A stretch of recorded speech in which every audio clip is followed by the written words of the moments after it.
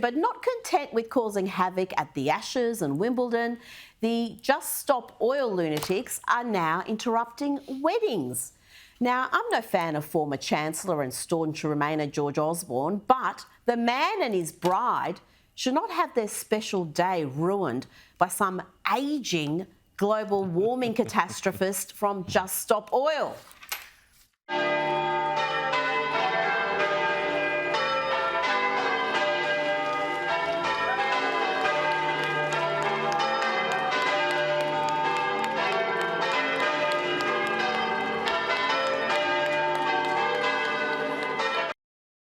Look at the smile on her face. And Just Stop Oil were proud of those antics. They posted that on their official Twitter page. Nothing is sacred for these insane imbeciles. Nothing. And yet they enjoy the support of celebrities, including world-class hypocrite and racing car driver Lewis Hamilton, who likes lounging on private jets. Oh, presumably they're fuelled by renewable unicorn dust.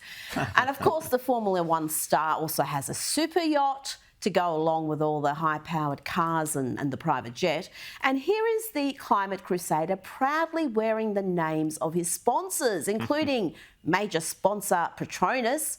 Guess what they do, Rowan? They're in the oil business. In fact, they're Malaysia's state-owned oil company. Just Stop Oil, Lewis, really? And look, there's another prominent sponsor there, Ineos. Ineos? Ineos? Yeah. Ineos.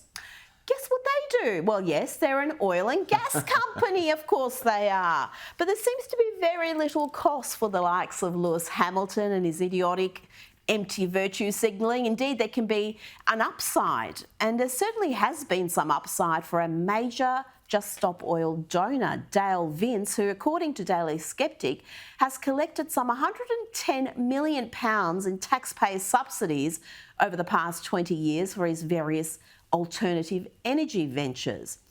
But increasingly, corporates are finding out that there can be a cost for their leftist politicking.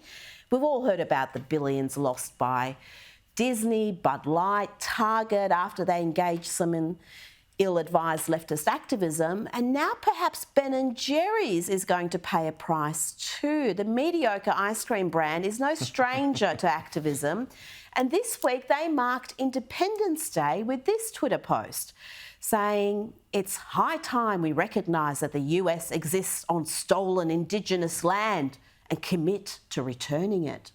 Well, it seems that bit of anti-American sentiment might cost Ben & Jerry's. Not only are there calls for a boycott as the parent company's share price falls, but they are now being asked to live up to what they're preaching about the US existing on stolen land that must be returned. An Indigenous tribe descended from the Native American nation that originally controlled the land in Vermont that Ben & Jerry's headquarters is located on, well, they want their land back.